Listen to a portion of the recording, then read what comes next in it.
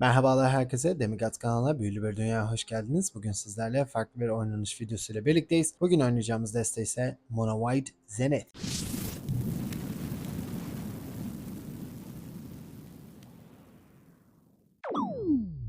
Evet, birçok yeni kartı içeren bu destemiz aslında Cosmograd Zenith etrafında toparlanıyor. Bildiğiniz gibi Zenith oyundayken eğer ikinci büyüyü yaparsanız ya iki tane birebirlik pool yaratık yaratıyorsunuz ya da bütün yaratıklarınıza artı bir artı bir sayaç ekleyebiliyorsunuz. Dolayısıyla bir anda inanılmaz güçlü bir orduya sahip olabiliyorsunuz. Bir diğer oynayacağımız kart Halya. Tek beyaz mana karşılığında oyuna alabiliyorsunuz. Oyuna girdiğinde bizim hayat kazanmamızı sağlıyor. Eğer o turda 3 veya daha fazla hayat kazandıysak da kart çekmemizi sağlıyor. Dolayısıyla bizim işimize yarayacaktır Halya kartı. Bir diğer kartımız Rayblade Trooper. Oyuna girdiği anda artı bir artı bir sayacı belirlediğimiz yaratığın üzerine koyuyor ve artı bir artı bir sayıca sahip olan bir yaratık öldüğünde bizim yine birebirlik pool yaratık yaratmamızı sağlıyor. All Fate Stalker oyuna Warp olarak 2 mana karşılığında giriyor. Girdiği zaman da Assassin olmayan bir yaratığı oyundan ihraç edebiliyor. Daha çok pool yaratıklar için kullanmak mantıklı oluyor çünkü o pool yaratıklar geri gelmeyecek. 4 mana karşılığında oynadığınızda da oyundan ayrılana kadar rakibin bir yaratığını kendi altında ve ihraç durumunda bulundurmanızı sağlıyor. Bir diğer kartımız Asteli Reclaimer. Oynadığınız mana sayısına göre mezarlıktan bazı büyüleri geri getirme şansına sahipsiniz ama bu büyüler yaratık veya arazi olamazlar. Dolayısıyla burada bizim geri getirebileceğimiz kartlar arasında Sheltered by Ghost var. Bildiğiniz gibi bunu bir yaratığa bağlıyorsunuz ama o yaratık öldüğünde Sheltered by Ghost'a mezarlığa gitmiş oluyor. Reclaimer'ı oyuna aldığımızda Sheltered by Ghost'u geri getirme şansına sahip oluyoruz. 5 mana şeklinde oynarsak o zaman da Elspeth Stormslayer'ı geri getirme şansına sahip oluruz. Beyond the Quiet bir sonraki yeni kartımız. Bu da bildiğiniz gibi Sunfall kartının yerini aldı. Savaş alanındaki tüm yaratıkları ve aynı zamanda spacecraft'ları oyundan ihraç ediyor. Dediğim gibi Sunfall'un yeni versiyonu diye düşünebilirsiniz. Son kartımız ise Starfield Shepherd. Oyuna girer girmez tek mana olan yaratıklardan veya plains olan arazilerden almamızı sağlıyor. Tek mana olan 5 tane yaratığımız mevcut ve plains'de 19 tane arazimiz var. Dolayısıyla Shepherd ya arazi bulmada ya da bu yaratıkları bulmada bizim işimizi kolaylaştıracak. Bildiğiniz gibi Zenith ikinci büyüyü yapmamızı istiyor her turda. Dolayısıyla tek mana olan yaratıklar bizim işimize gelecektir. Zira ne kadar ucuz o kadar fazla büyüyü yapma şansımız mevcut. Dolayısıyla burada da gördüğünüz gibi 7 tane yeni kartı yani Edge of Eternities kartını kullanan bir desteğiyle karşınızdayız. Bakalım ne kadar başarılı olacağız. Evet, biz başlamıyoruz. Elimizde Pride Mage Channeler Shepherd mevcut. Ama tabii hayat kazanmamızı sağlayacak bir kartımız mevcut değil. Dolayısıyla bekleyelim bakalım. Angel geldi. 5 hayat kazanmamızı gerektiren bir kart. Hawk geldi. Ama Hawk dediğim gibi bizim hayat kazanmamızı sağlamayan bir kart. En azından şimdilik. Pride Mage diyelim. Pride Mage muhtemelen gidecektir. Buralardan, bu diyarlardan. Evet, Trajectory tahmin ettiğimiz gibi. Peki, Sheltered by Ghost geldi. Channeler diyelim, Hawk diyelim. Channeler eğer artı bir artı bir sayacı ekleyebilirsek o sayacı daha sonra Hawk'un üzerine koyabiliriz öldüğünde derken gerek kalmadı ona da. Authority güzel. Authority diyelim. Buradan da bir arazimizi de alalım. Arazi alalım. Arazi şu an için daha önemli bence. Hawk'la gidelim. Hayat kazanalım. 2'dir. Shepherd geri geldi. Aclazotz. Aclazotz tabi hoşumuza giden bir kart değil. Ama Season of Borrow var elimizde. Şu an için. Ne yapabiliriz? Hmm. Acaba Yani. Hmm.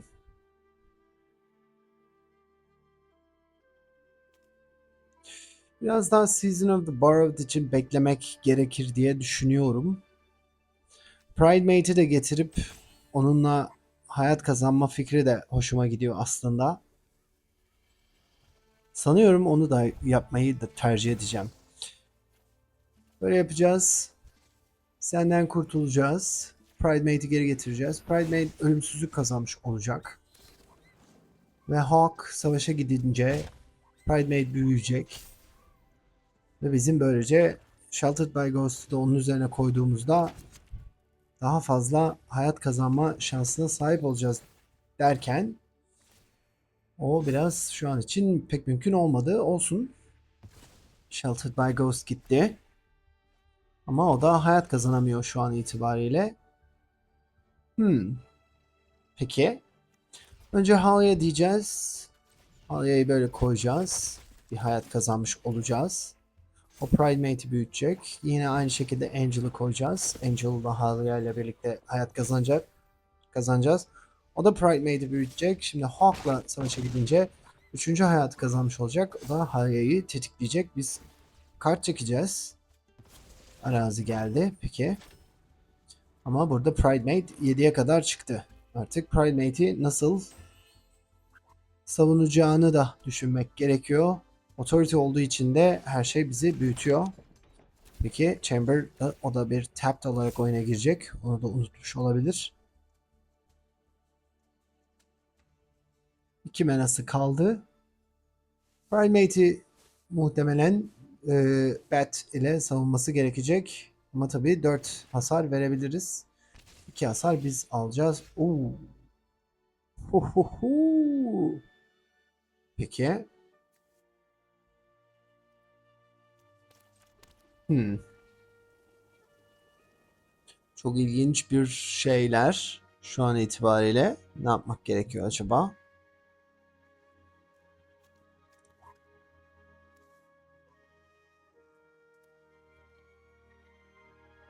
6 mana. Angel'ı öldürebilir mi acaba? Gidelim bakalım. Atak yapalım. Bir nasıl blokladığını bir görelim. Activate diyelim. Boom boom boom. Bayağı bir hayat kazanmamızı sağladı. Primate büyüdü. Bu arada bir de 4/4'lük bir pull yaratık da yarattık. Şu an itibariyle Feed the Swarm. Ölümsüzlük ne bilmiyor olabilir rakibimiz. Ups. Yani kusura bakma. Yapacak bir şey yok. O yüzden Season of Borrowed'ı kullandık. Onu Pridemate üzerinde kullanmayı mantıklı bulduk. Çünkü böylece Pridemate'in büyüyeceğini biliyorduk. Hawk'tan kurtulabiliriz. Bu senin için yeterli olursa. Unholy Annex. Peki burada hayat kazanacak tabii ki kart çektikçe. Ama o kadar. Bu maçı çok kazanma şansı yoktu. Evet biz başlıyoruz. Elimizde Channeler, Sheltered by Ghost, Halia, Stalker. Fena bir başlangıç eli değil. Ama tek mana yaratıklarımız olsaydı daha iyi olabilirdi. Evet Plains diyelim. Maça başlayalım. Bakalım. Halia'yı şu an oynamanın bir anlamı yok. Bakalım rakibimiz ne oynuyor. Onu görelim bir. Fable Passage pek bir şey oynamıyor demektir. Channeler diyelim. Devam edelim. Şu an Channeler'ın bir yaşam puanı kazanma şansı yok ama olsun. En kötü Halya'yı koyabiliriz. Eğer bir arazi bulamazsak, arazi bulursak Innocence'ı koyacağız. Bu da bize hayat kazanmakta yardımcı olacak. Bekliyoruz. Rakibimiz yeşil oynadı. Acaba Landfall mu? Evet bir şey yapmadı rakibimiz. Innocence diyeceğiz. Innocence dedikten sonra Channeler'la atağa gideceğiz. Burada Stalker'ı koyarsak Innocence aslında biraz tetiklenmiş olacak ama Halya'yla tetiklenmiyor maalesef. Imago. Peki. Imago'yu istemiyoruz. Kesinlikle hayatımızda. Dolayısıyla Shelter diyoruz. Onu channel'ların üzerine koyuyoruz. Evet, geri gönderme büyüsü var. Bounce off. Peki. O zaman atak yapalım. Evet, Innocence. O zaman Halya'yı koyacağım. Halya'yla en azından kart çekebiliriz bu şekilde. Evet, bir arazi daha bulmuş olduk. Peki. Bekleyeceğiz biraz. Zenith Innocence'ı tetikleyebilir bu arada. Imago 3'e 3. Eurobroid gelirse bizim için sıkıntı derken Curiosity geldi. O da daha güzel bir sıkıntılardan bir tanesi. Arazi geldi. Peki. Arazi diyoruz. Channeler diyoruz. Channeler Innocence'ı tetikleyecektir. Season of the Borrowed geldi ve Channeler'la Curiosity'yi alıyoruz buradan. Eurobroid'in gelme olasılığı çok yüksek. Eurobroid gelirse o zaman Season of the Borrowed'ı kullanıp ondan kurtulmamız gerekebilir. Çünkü Eurobroid inanılmaz büyütecektir bütün yaratıkları. Zenith için yapabileceğimiz bir şey var mı? Stalker'ı koyamıyoruz maalesef. Zenith'i ancak 6 mana karşılığında Halya'yı oynayacağımız zaman oynayabiliriz. Bakalım Imago atak yapacak. İlginç. O da atak yapması da ilginç. Zira Chandler'la yaşam puanı kazanacağımızın farkında. Zenith demenin şu an için pek bir anlamı olmayabilir. Bence biz bir atak yapalım önce. Öncesinde görelim neymiş durumlar. Drowner. Peki.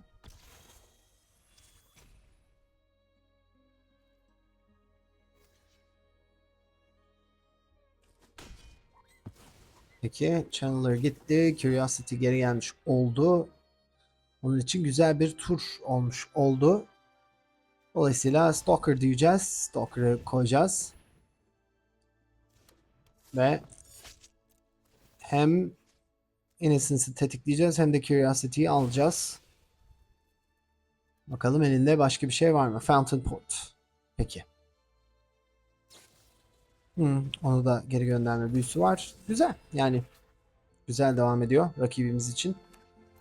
Her istediğini almış oldu. Olsun. Peki. Imago 10 hasar.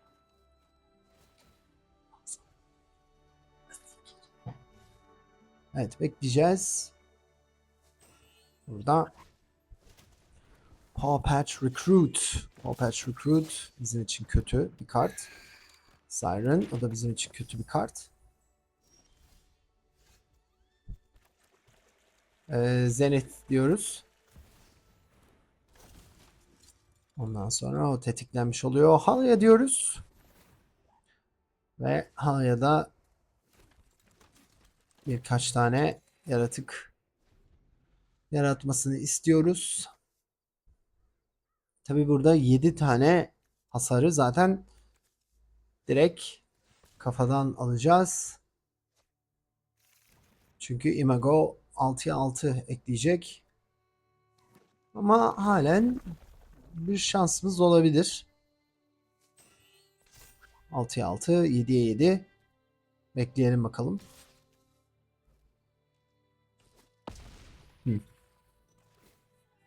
Güzel. Curiosity.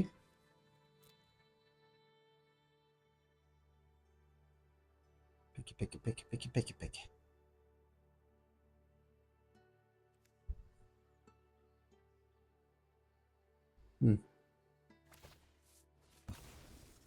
Evet, Siren'in üzerine koyacak. Bir bounce off daha buldu. Bu da 3. bounce off bu arada. Ne kadar güzel.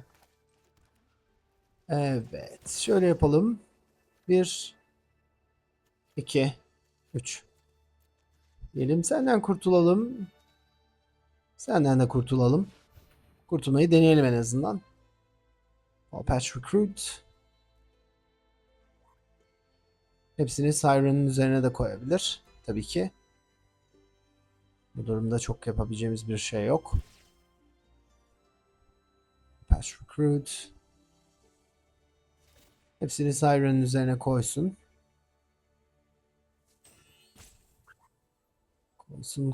Koysun. Evet, en azından onun üzerindeki sayaçları elinden alabilmek için Stalker'ı oynayabiliriz. Stalker'ı oynadıktan sonra da o da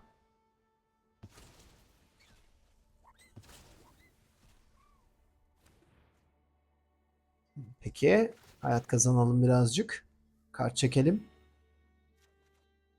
Ajani. Ajani güzel olurdu ama yukarıdan ölme şansımız olduğu için şu an onu yapamayacağız. Hayat kazanmaya devam edeceğiz. Halıya diyeceğiz. Halıya bize biraz hayat kazandıracak. Stalker diyeceğiz ondan sonra. Stalker'la bu arada senden de kurtulabiliriz ama Siren'dan kurtulmamız gerekecek. Maalesef oyundan ayrılacak olsa bile Siren oyuna birebir olarak girecek. En önemli kısmı o şu an itibariyle.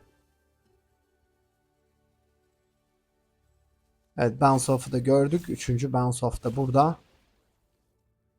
Evet, 5'e 4. Bir de kart çekeceğiz. Halıya bize bir kart çekmemizi sağlayacaktır. Evet, 5'e 4 tabii. Bu da biraz sıkıntı ama yapacak bir şey yok. Split up. Güzel. Split up. Güzel gerçekten.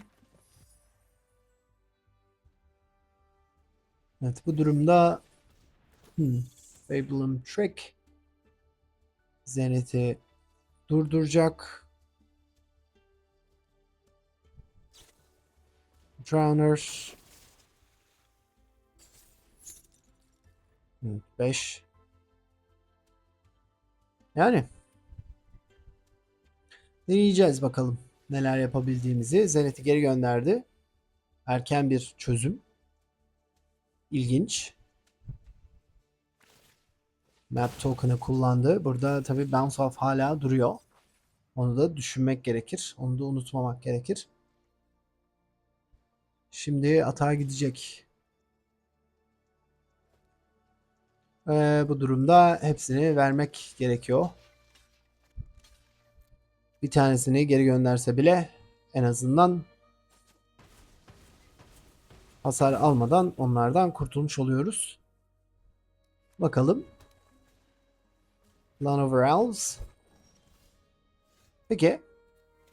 O zaman şöyle yapalım bir.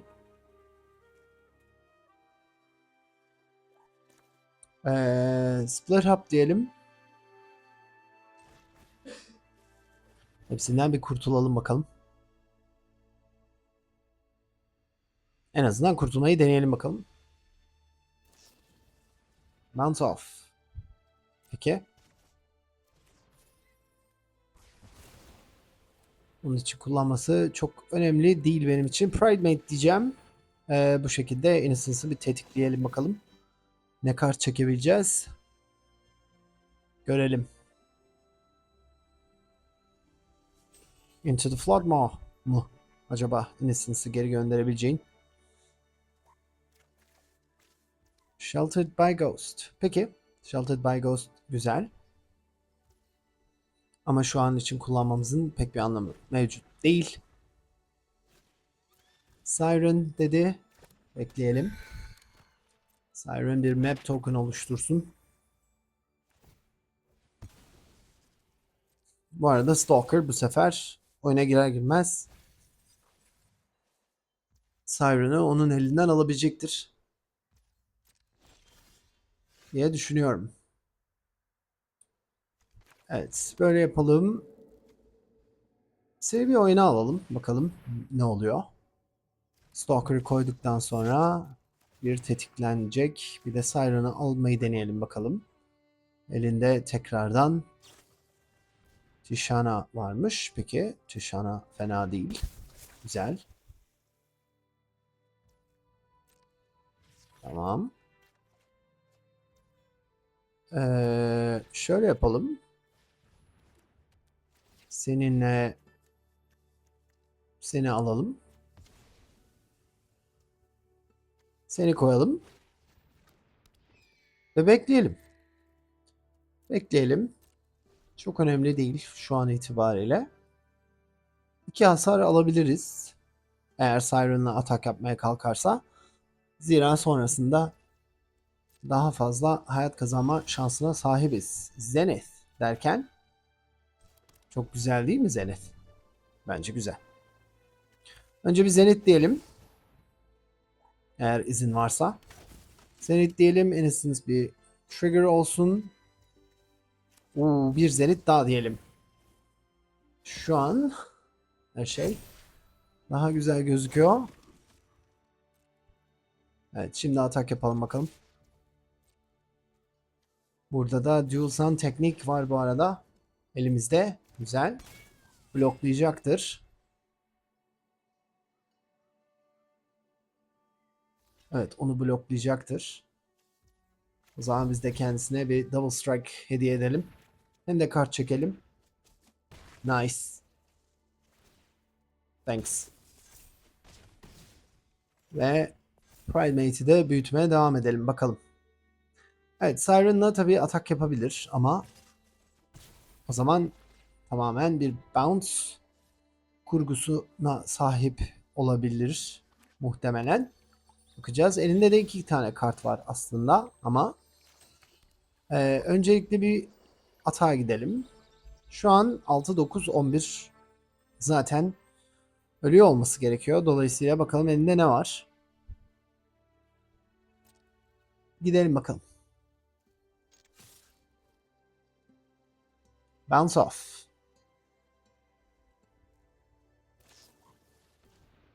Peki.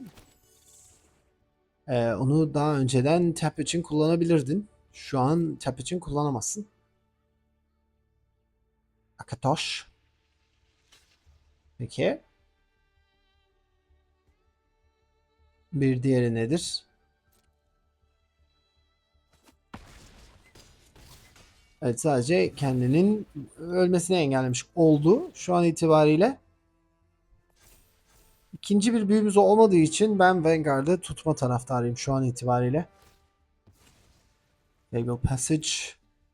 Tabi burada şu an bu şekilde 2 tane kart çekmeyi deneyecektir. 2 tane kart çekip onunla maçı kazanmak istiyor olabilir. Eğer bizim bunların hepsini öldürmek, yani hepsini öldürebilecek kart olduğunu da düşünmüyorum. Zira mavi olduğu için çok fazla, yani sweepers dediğimiz bütün savaş alanını ortadan kaybedecek bir kartı olduğunu düşünmüyorum. Bakalım plan ne? Ama burada Phantom Port'la ben birebir yaratık oluşturduğumda o da Innocence'ı tetikleyecek ve biz bir kart daha çekeceğiz. O kartı çektikten sonra da Zenith tetiklenmiş olacak aslında. Siren. Bu sizi kurtarmayacaktır.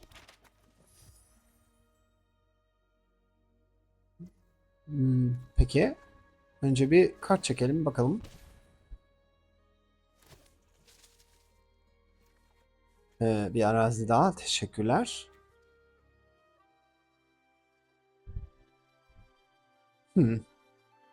Bekliyoruz. Angel. Vanguard diyelim. Evet, bir büyü var. Yani bizi durdurmaya çalışan bir büyü var.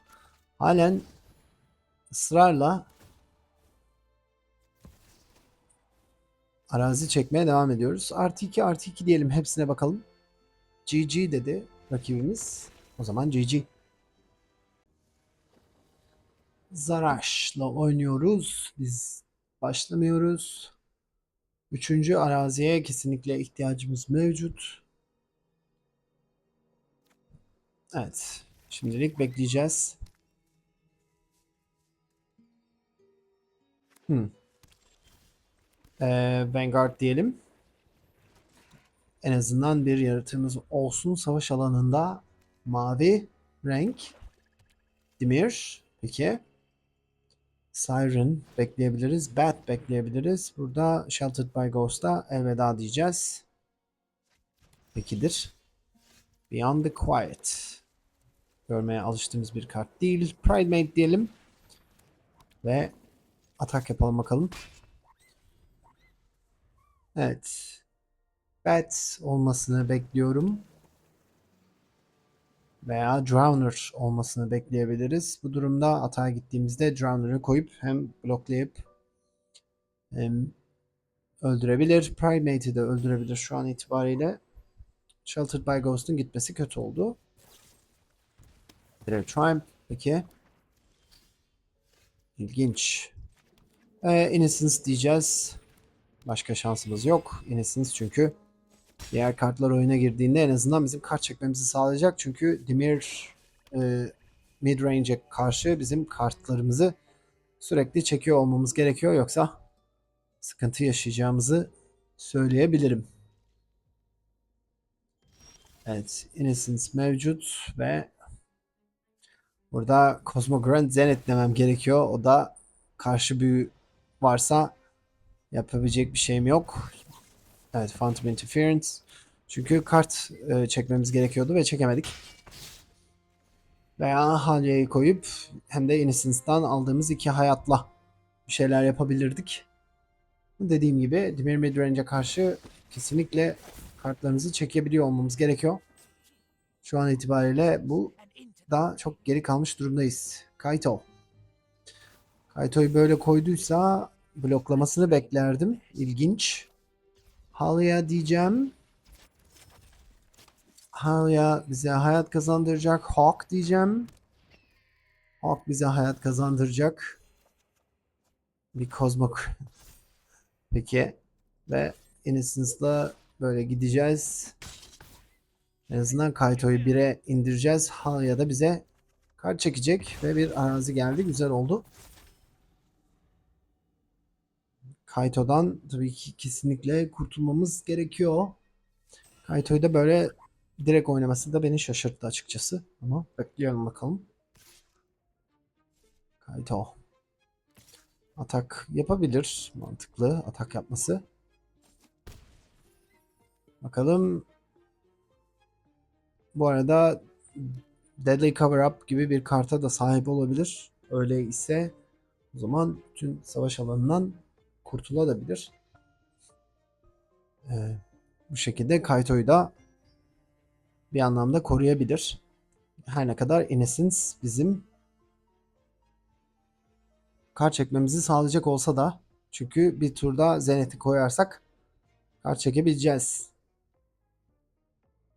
Tekmene olan Hawk'u saklamak gerekebilirdi belki. Evet, şu an kart çekecek. Bakalım.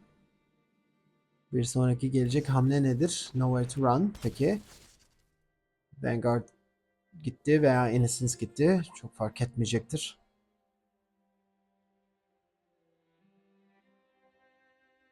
Vanguard. Peki. Yine bir Momentum Breaker. Tamam. Hawk diyelim çünkü Kaito 1'de şu an. Halya diyeceğim. Bu turda çok tetikleyemeyeceğiz. Ama Halya'yı tetiklemiş olacağız. Çünkü Innocence'la hayat kazanacağız. En azından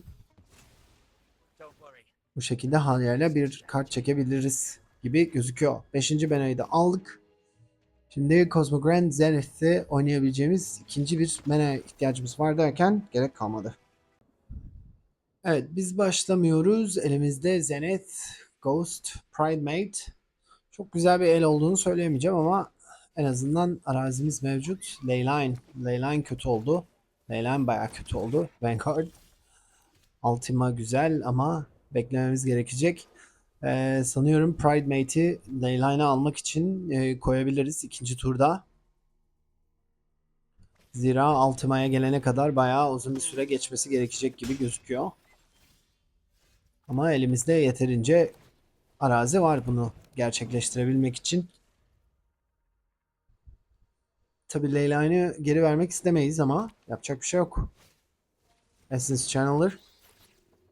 Evet, şu an 3. kart olduğu için artık Pride Mate'de güçlenmiş oldu.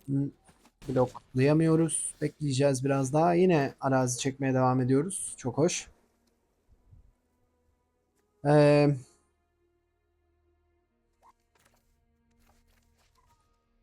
evet, çok fazla arazi çektik. Bir süre bekleyebiliriz aslında. Şöyle yapabiliriz. Primate ile Essence Channeler'ı alırız. Ondan sonra atak yaparız. Nice dedi rakibimiz. Peki. Biz de biraz Primate'i büyütüp biraz hayat kazanmaya deneriz. O sırada da eğer Primate ölürse de Ultima'yla bir şekilde hepsinden kurtulmaya çalışırız diye düşünmek istiyorum. Bir tura daha ihtiyacımız var. Burada bizi Ultima oyunu kazandırabilir. Evet. Primate 3'e 3 oldu. 13'e kadar düştük. Elspeth pek bir işimize yaramıyor bizim. Şu an itibariyle bu turda artık Primate'i bloklamak için kullanacağız. 3 tane Primate. Gerçekten rakibimizin de Primate bulma konusunda başarısını takdir etmek. Boynumuzun borcu diyelim. Primate diyelim. 4 kazanalım. 4 tane kaybedelim. Tabii o Channel'ları da oyuna girmiş olsun ama biz Ultima diyelim. Buradan bir kurtulalım öncelikle. Evet. Şimdi yapmamız gereken ne? Leyline da tabii var ama şu an hayat kazanabilecek bir şey yok. Primate'e ihtiyacımız var mı? Ben olduğunu sanmıyorum. Dolayısıyla Sunslayer diyelim. Stormslayer diyelim. Ve Elspeth onun hoşuna gitmeyecektir. 3 tane Primate. 3 tane de arazisi var. Gerçekten. Elspeth'i tabii Sheltered by Ghost'la veya Get Lost gibi kartlarla öldürebilir. Evet, Elspeth'le yaratık yaratalım. Rakibimiz biraz uzun süre bekledikten sonra oyunu oynamaya karar verdi. Get Lost. Tahmin ettiğimiz gibi.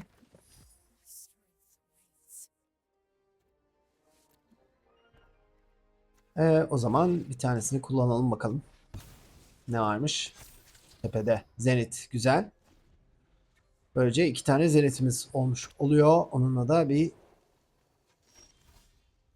ordu kurma şansına sahip oluruz. Zenith ve Zenith. Artı bir ekleyelim. Gidelim atak yapalım bakalım. Onu da 27'den uzaklaştırmamız gerekiyor ki Leyline'ı kullanmakta güçlük çeksin. Evet, 18'e kadar düşürdük kendisini. Bu arada Seasonal Borrow'la buradan Sheltered by Ghost'u geri getirebiliriz. Onun da Leyline'ını gönderebiliriz.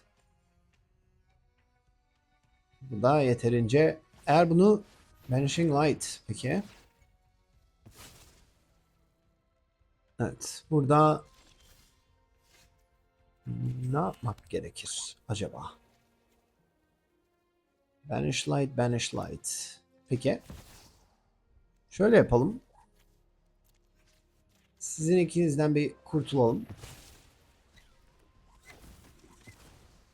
Ondan sonra bu ortalığı biraz daha güçlendirmek adına Dual Sun teknik diyelim. Artı bir artı bir saya çek diyelim ikisine de. İkisiyle de. Sheltered by Ghost geldi. Üçüyle atak yapalım bakalım. Şu an 18 hasar vermeyi kendisine taahhüt ediyoruz. Eğer bloklamazsa tabii ki.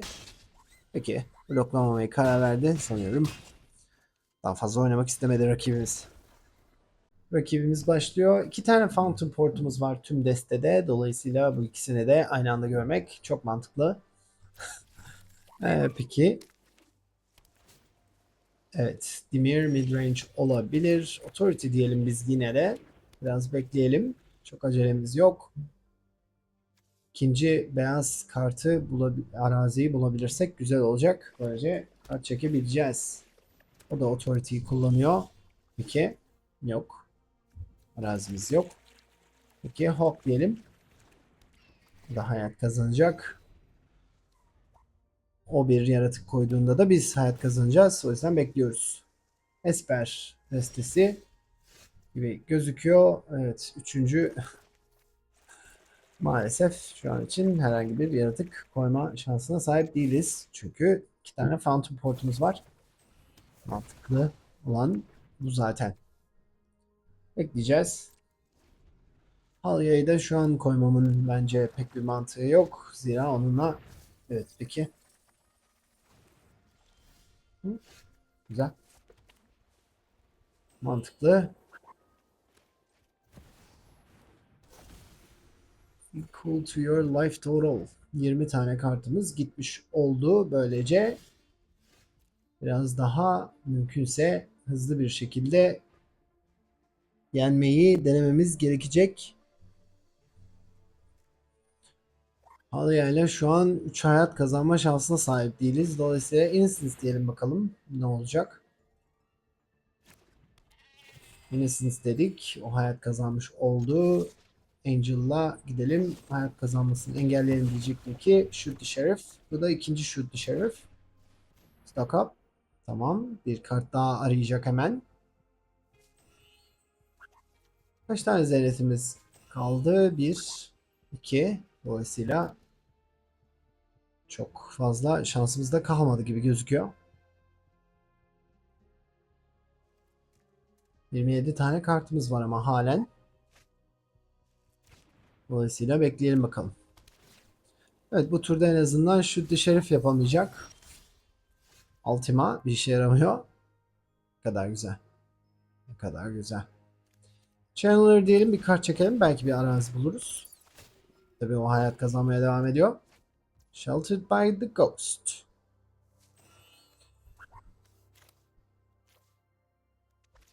Hmm.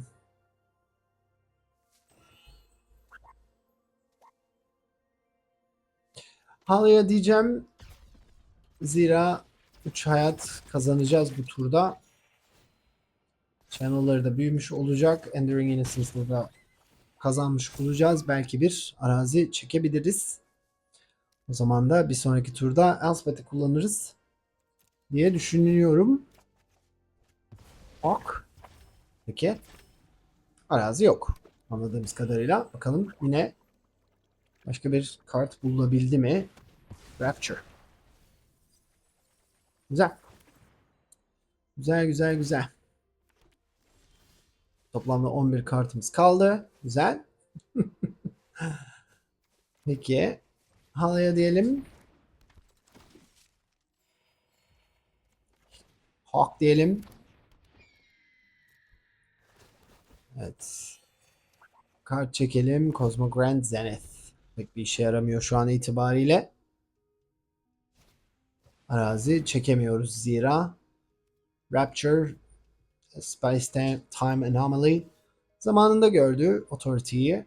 Beşinci araziyi bulursak belki Zenith, Sheltered yaparız. Bu Authority'den kurtuluruz. O artı bir artı bir saya çekleyebiliriz. Bu şekilde olabilir ama tabii yeni elinde başka bir Rapture vardır diye düşünüyorum. Yok yani zaten bizim karta da ihtiyacımız yok. Herhangi bir şekilde. Sheltered by Ghost diyeceğim. Bakalım öldürecektir. Shoot the Sheriff. Get lost. Peki. Yani belki arazi buluruz. Yani çok fazla kartımız kalmadı zaten o yüzden koyalım. Gidelim atak yapalım. Evet. Peki. Beza. Beza bize hayat kazandırsın.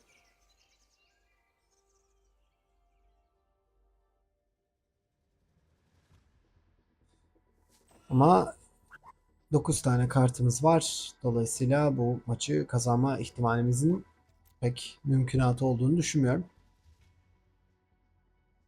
Evet, biz başlamıyoruz ama elimizde Bat, Pridemate, Channeler, Sheltered by Ghost Trooper. Bence fena bir elde değiliz. Dolayısıyla kalsın.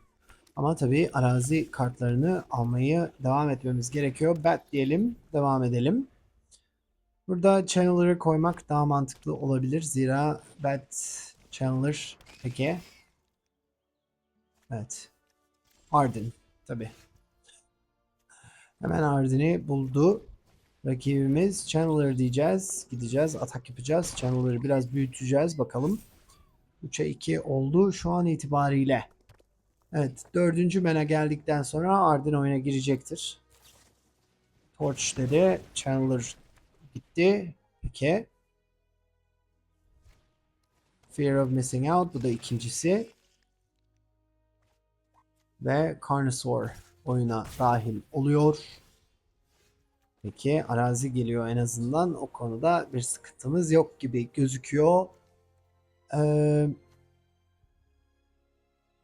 Trooper diyeceğiz bence. Trooper diyelim. Bat üzerine koyalım. Bir gidelim bakalım. Tak yapalım. Biraz büyütelim. Overlord peki.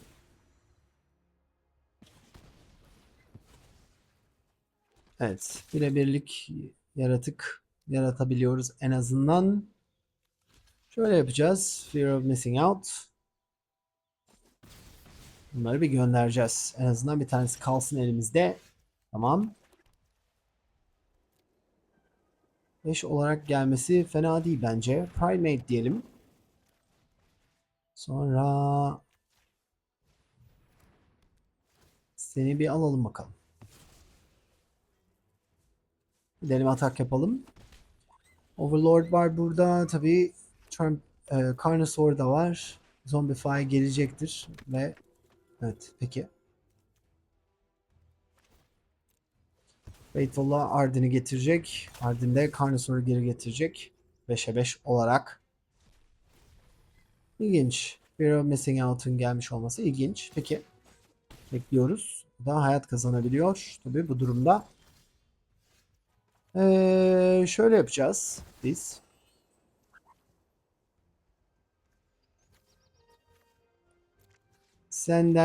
Senden kurtulacağız. Ondan sonra da seninle atak yapacağız bakalım. En azından hayat kazanıp biraz büyüyebiliriz. 5'e 5 Fear of Missing Out tabii problemli bir kart. Delirium süreci de devam ediyor ama diğer kartlar daha büyük problemli bizim için. Cosmogrand Zenith güzel olurdu. Eğer kurtulabilsek elinden. Tabii öldürme büyüsü vardır yine. Torch olabilir elinde. Bunu da beklememiz gerekiyor. Böyle bir kartı da. Ama yani çok fazla çektiğimiz kartlarda şanslı olmadığımızı söyleyebilirim. Primate. Peki. Fear of Missing Out'u da geri aldı. Onunla da kart çekmeye devam edecek. Braid alacağız bu hasarları maalesef. Reclaimer. Reclaimer Sheltered by Ghost'u geri getirebilir bu arada.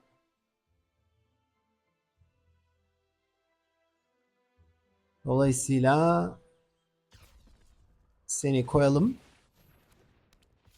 Sen de Sheltered by Ghost'u geri getir. Senin üzerine koyalım. Separate One. Şunu alalım bakalım. Ve bekleyelim. Bakalım. Tabi burada Reclaimer'ı öldürebilir ama en azından 5'e 5 olan pul yaratığı geri alamayacak. Zombify. Peki. Carnosaur. Beklenen bir şeydi. Ve onunla da Galta'yı bulduk. Overlord. Oyunda bir şeyler oldu. Şu an. Peki. Heh, düzeldi oyunumuz. Vanguard diyeceğiz. Elimize başka bir kart gelmiyor olması çok heyecan verici gerçekten. Burada geri getirebileceği tabii Infamous Cruel Claw var. Ve bekleyeceğiz biz. Elimizde yapabileceğimiz başka bir şey yok. Burada Carnosaur'u tabii Fear of Missing Out'la 2 kere savaşa gönderebilir. Aynı şey Overlord için de geçerli. Overlord'la da belki başka yaratıklar bulabilir. Bakalım hangisini kullanacak.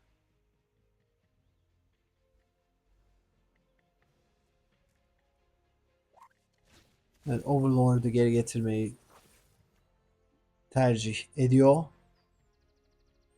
Bu durumda Overlord bize 10 hasar verecektir. Bu da 7 hasar verecek. 17. Dolayısıyla belki bu şekilde şöyle yapabiliriz.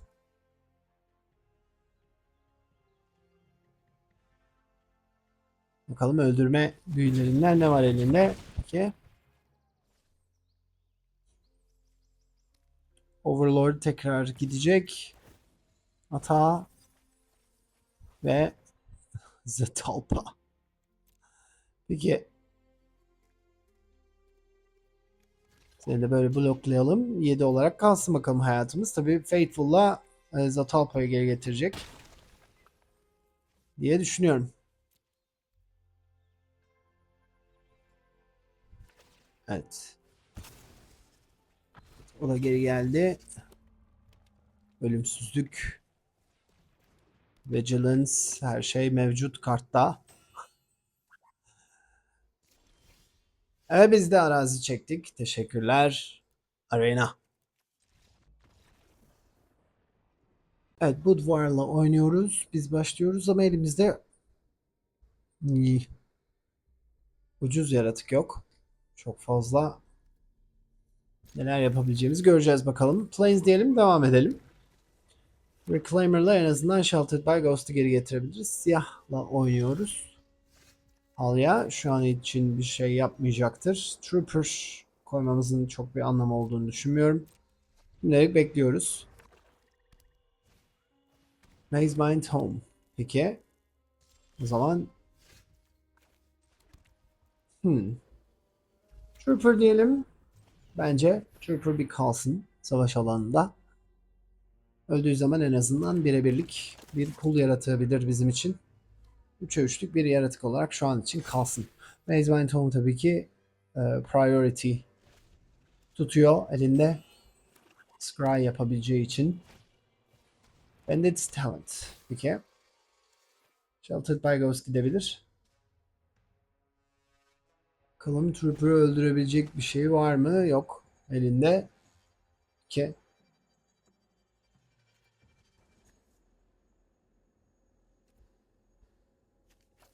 bu gitsin. Evet. Mono Black Discard destesine karşıyız. Oynuyoruz bakalım. Burada elimize kartların geliyor olması çok önemli. Peki. Şöyle yapacağız. Alaya diyeceğiz. Alaya bir hayat kazanacak. Sonra Trooper diyeceğiz. Trooper 4'e 3 olacak. Maze Mind Home'u alacak. Talent çok önemli değil şu an itibariyle. Ve Trooper'da 4 hayat kazanacağı için o da Harya'yı tetikleyecek. Harya da bize bir kart verecek. O da arazi bir sonraki turda kullanabileceğimiz bir kart olacak. İkinci Sheltered by Ghost'umuzu da bulduk. Gerçi Trooper ölmesi halinde de onu da Reclaimer'la geri getirme şansına sahibiz. Shoot the Sheriff. Peki.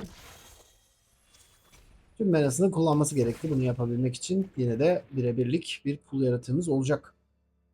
Sahada.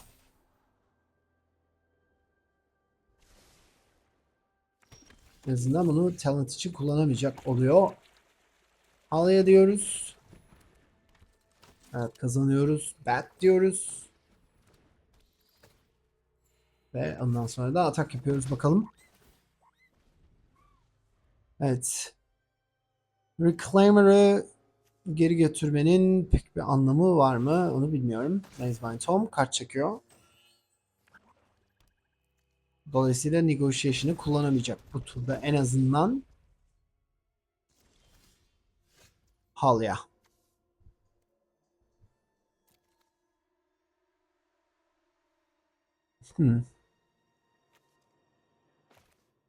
Reclaimer diyeceğiz. Warp.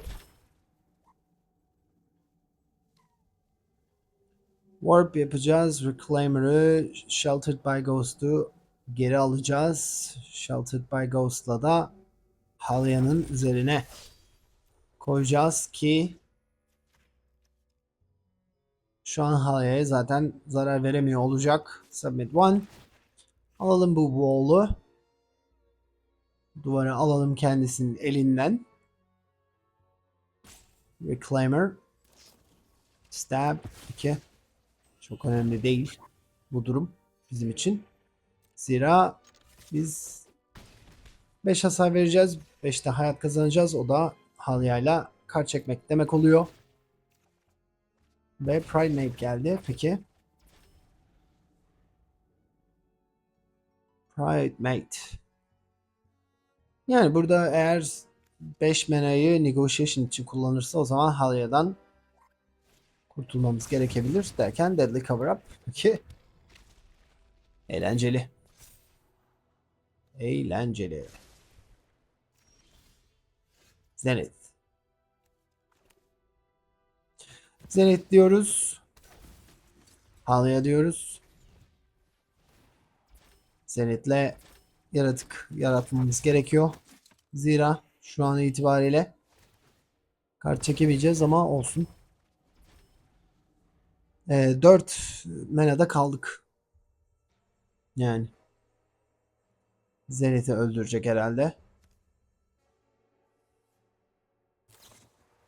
The end. Peki. Peki. The End'le bütün Zenith'lerden kurtulduk. Kurtulmuş oldu. Scry 4 hasar. 4 puan kazanacak tabii ki bu şekilde. Tabii elimizin de ne olduğunu biliyor. Dolayısıyla 5 mana gelirse o zaman Season of the Borrowing'i kullanmamız gerekebilir. Gelmedi. Neden gelsin zaten? Ay neden gelsin zaten? Peki Halya diyoruz. Devam ediyoruz. Pek başka bir şey yapabilecek gibi gözükmüyoruz. Bize arazi gerekiyor çünkü. Arazi de gelmiyor. Duress. Season of the Borrow da gitti. Peki. Bu da kötü oldu. Unholy Annex. Evet burada tabi hayat kazanmaya da devam edecek. Bu Unholy Annex sayesinde bende talent.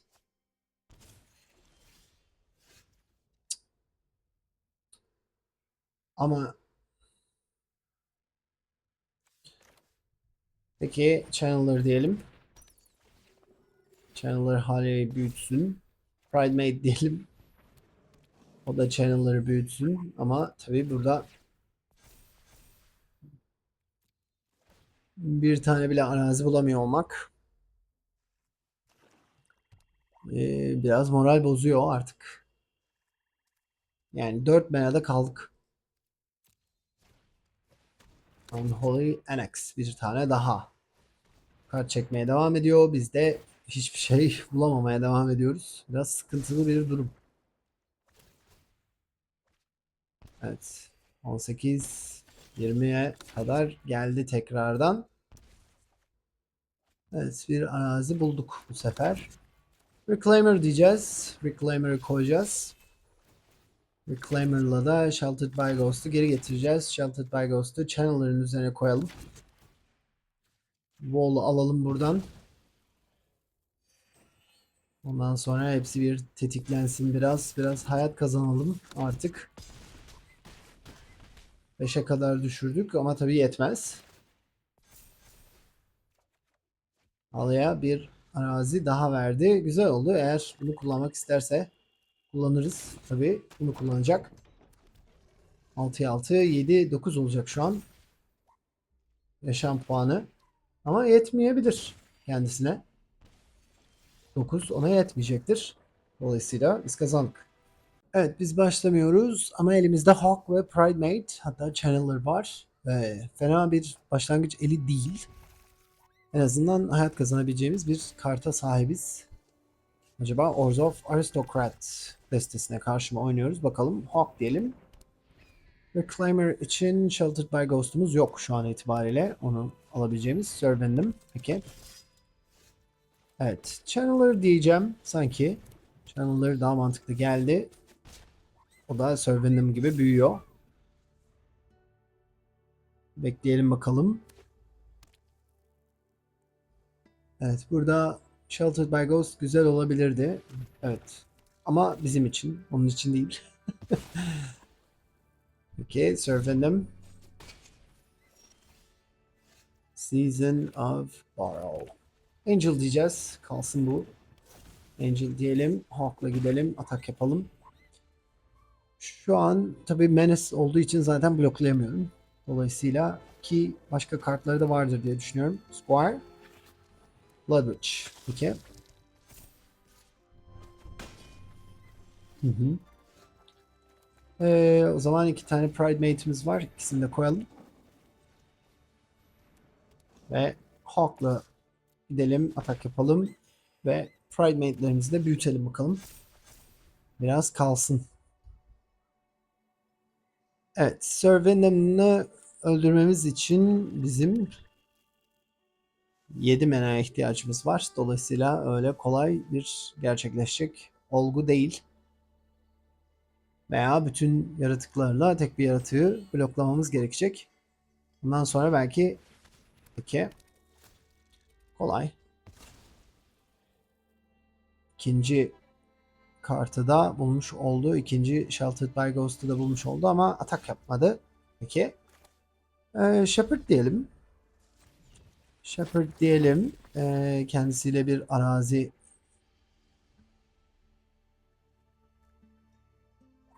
veya Vanguard mı? Sanıyorum Vanguard daha mantıklı ya. Vanguard'ı koyunca çünkü Primate büyüyecek. Primate'ler büyüyecek. Bundan sonra Hawk diyeceğiz. Bir de havadan atak vereceğiz. Primate'ler bir kere daha büyüyecek. En azından kendimizi koruyabileceğimiz bir durumdayız ama tabii belli olmaz. Sheltered by Ghost. Hmm.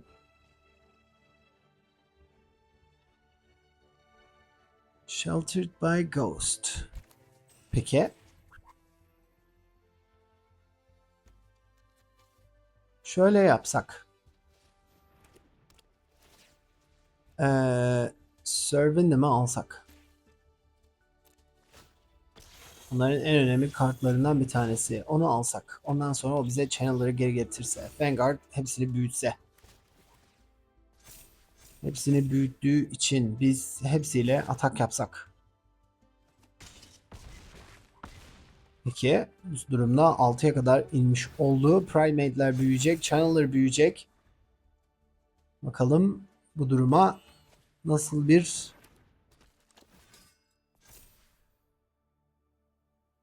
hı hı.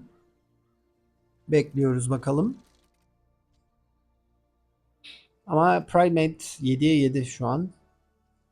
Yani bir sonraki turda hepsini bloklamak zorunda kalacaksın. Kaldı ki Hawk havadan atak yaptığı için de çok bir şey yapamıyor.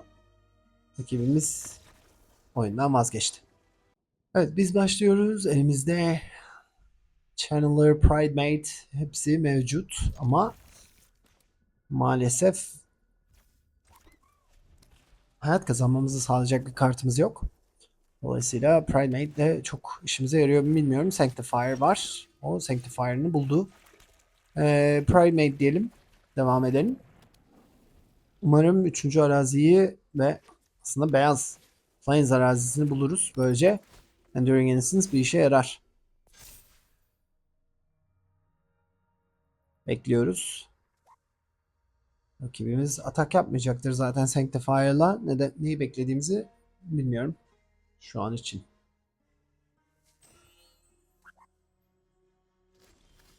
Evet. 3. arazi çok güzel oldu. Innocence diyelim. Devam edelim. Ve atak, yani atak yapmamızı gerektirecek bir durum yok.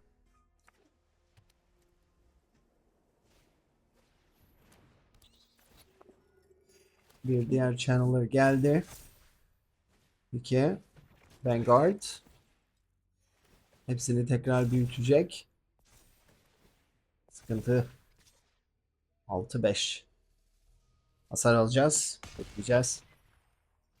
Şu an çok yapabileceğimiz bir şey yok. Peki. Bir arazi gelmemiş olması bizi tabii ki gene moral bozdu diyecektim ki tamam, bir tane geldi. Peki bu durumda bekleyeceğiz biraz. Umarız bir sonraki turda bir arazi daha bulabiliriz. Hawk. Şimdi burada Channeler'larla savaşı kazanmayı deneyecek. Vanguard da +1/+1 ekleyecek hepsine. Ama burada bizim için sakıncalı olanlar tabii Channeler kartları. Onun dışındakiler çok önemli değil. Yine bir hasar almak zorundayız ama. Çünkü biri 10 oldu, biri 9 oldu. Bu durumda şöyle yapacağız. 9 hasar. Tabii bir kısmını geri getirmiş olacağız. Olsun. Primate bizim için de büyümüş oluyor. Ama tabii ki yetmez. Trooper kötü oldu. Gerçekten. Demek ki bu turda çok fazla bir şey yapamayacağız gibi gözüküyor. Dolayısıyla Channeler diyelim.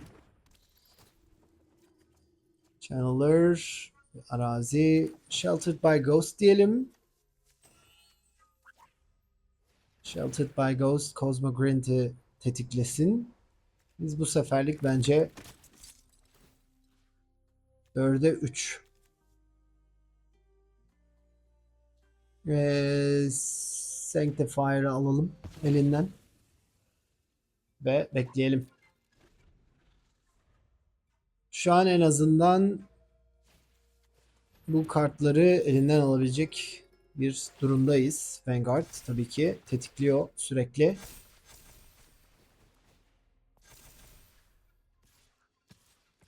Evet. Şöyle yapacağız. Seni böyle yapacağız. Seni de böyle yapacağız. Şimdilik bekliyoruz.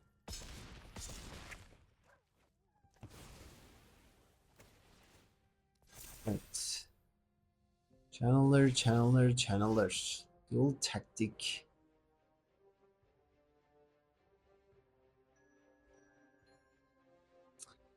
Yani ne diyebilirim ki?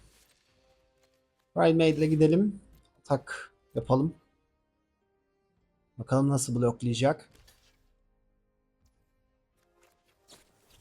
Evet, en azından kart çekeceğiz.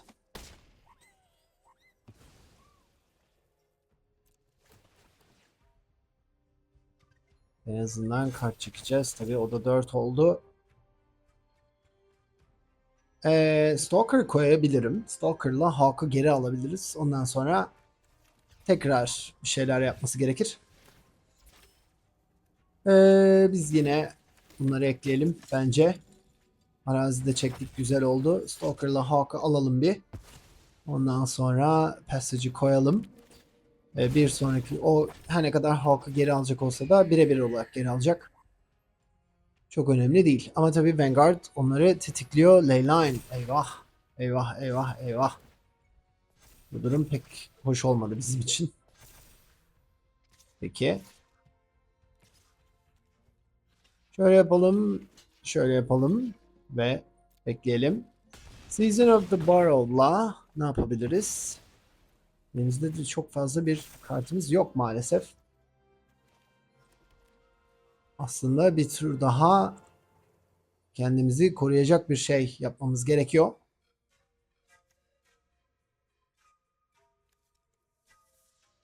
Ve o ne olabilir? 4 mana var. 6 mana. Vanguard'lardan bir tanesini gönderip Stalker'la birlikte veya Hawk'ı alabiliriz. Yine yaratık yaratmaya devam edebiliriz. En azından havadan atak almamış oluruz. 5'e 4. Bu ne? Sanctifier. Ve bu tur yine bekleriz. Öyle bir şey yapabiliriz şu an itibariyle. Ondan sonra da kart çektikten sonra da Season of Borrowed'la Leyline'ı göndeririz. Peki, fena bir fikir değil sanki. Stalker diyelim. Stalker girsin oyuna, bize kart çeksin. Hawk'u alalım elinden. Sheltered by Ghost. Bu da fena değil ama şu an için kullanmak istemiyorum. Onun yerine birebir eklemeler yapmamız gerekiyor. Ve bekleyeceğiz. Tamam, yaratıkları çok büyük ama ve yani kaç tane channel'ır var ya sende? Yani 14 tane channel'ır, 14 kart içerisinde, yani gerçekten başarılı. Evet, şöyle yapacağız. Şöyle yapacağız. Ve sanıyorum böyle yapmamız gerekecek.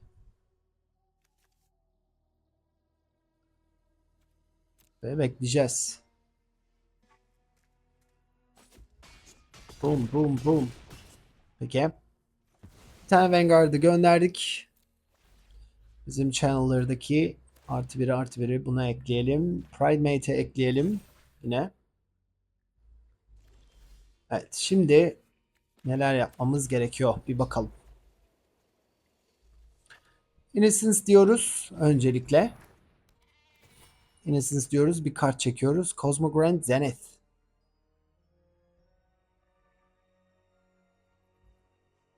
Sanıyorum bu turda böyle yapmam gerekiyor.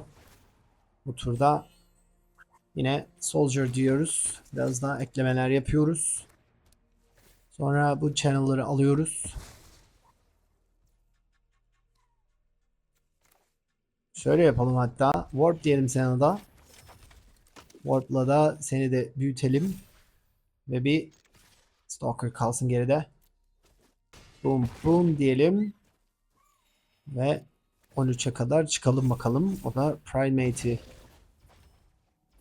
tetiklesin. Şu an çok kötü durumda değiliz yani. Tabii dediğim gibi Primate de geldi. Güzel. Evet, şu an yapmamız gereken Leyline'dan kurtulacağız. Onun için kartlarımız mevcut.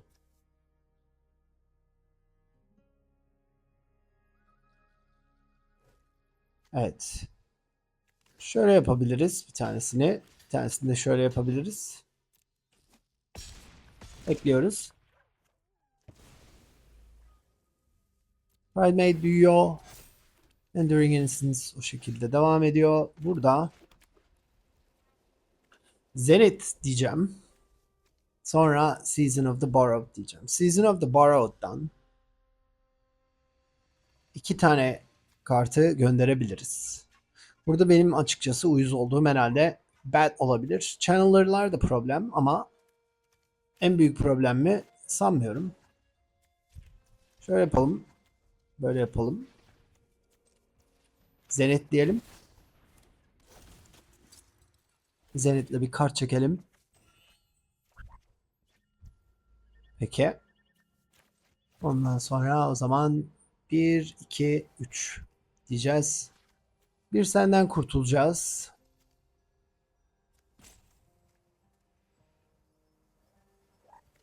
Bir de Primate yok. Bat'ten kurtulacağız bir de. Artı bir ve artı bir ekleyeceğiz.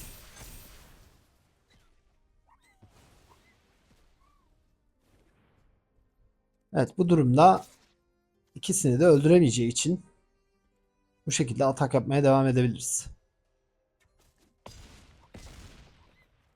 10 32'ye kadar çıkabildik biz de. Channel'ları da bloklayabilecek kartlarımız var ama bu sefer de işin ilginci. Hayır, hayır. Sheltered by Ghost, hayır. Peki. Yapabilecek bir şey yok. Channel'lar bize sıkıntı.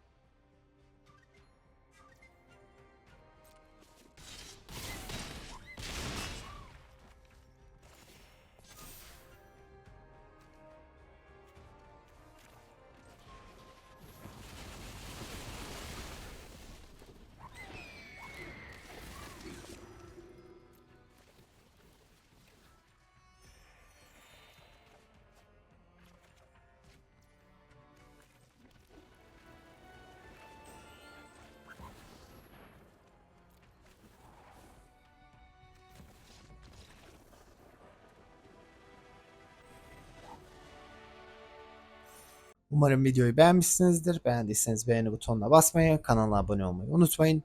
Bir sonraki içerikte yine pazartesi görüşmek üzere. Hoşça kalın.